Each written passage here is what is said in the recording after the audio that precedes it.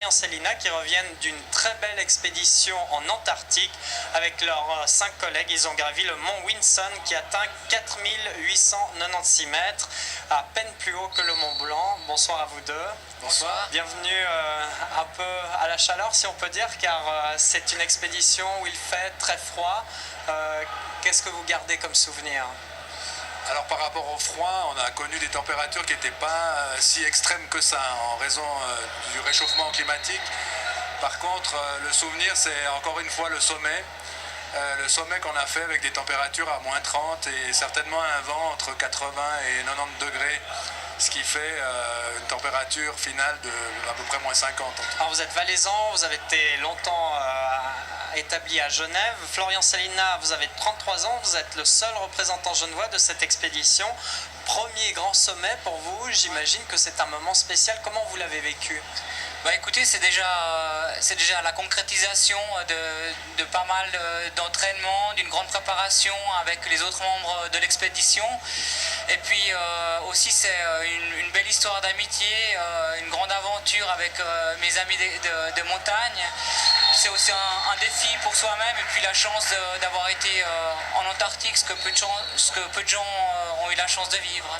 Alain Blanc, on peut préciser que vous étiez le chef d'expédition, une expédition qui s'inscrit dans le cadre d'une série de grands sommets mondiaux. Voilà. Alors on était accompagné de Daniel Perler, qui est un vaudois de Prangin, enfin de Gland, et lui a réalisé son 7e sommet sur 7 continents différents.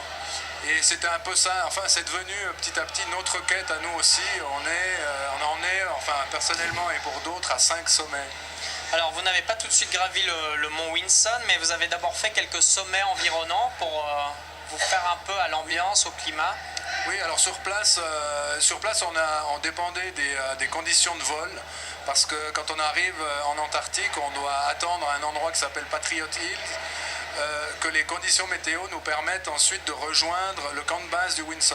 Un avion qui atterrit sur la glace, carrément. Exactement. Alors c'est une piste de glace bleue de à peu près 4 km et l'avion pose là-dessus, c'est assez impressionnant.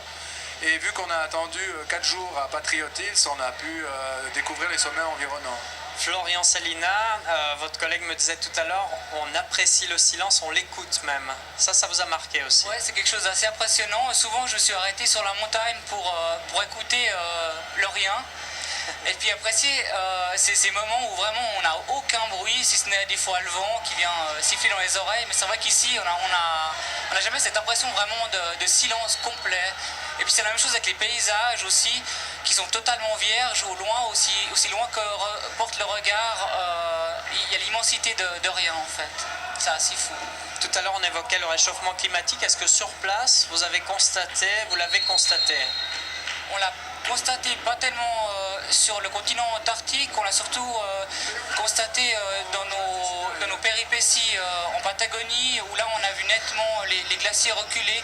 Entre les photos d'il y a 2-3 ans et puis ce qu'on a pu voir, les glaciers reculent nettement et ça on le voit, c'est flagrant. Alain Blanc, là on voit de magnifiques photos que vous avez prises vous-même au sommet justement de ce mont Vinson. Est-ce qu'il y aura d'autres expéditions qui vont faire suite ? Alors, le programme suivant, on ne le connaît pas, nous sommes tous des amateurs, mais bon, on peut déjà dire que vu qu'on en a fait 5, il en resterait 2, qui seraient la pyramide de Carstens en Océanie et l'Everest, et peut-être encore, on ne sait jamais, un sommet qui n'a pas été fait encore. Merci à vous deux en tout cas d'être venus nous faire voyager et rêver un peu ce soir. Merci à vous deux. Merci. Avant de nous quitter, des nouvelles des navigateurs genevois Dominique Vavre et Michel Paré qui partent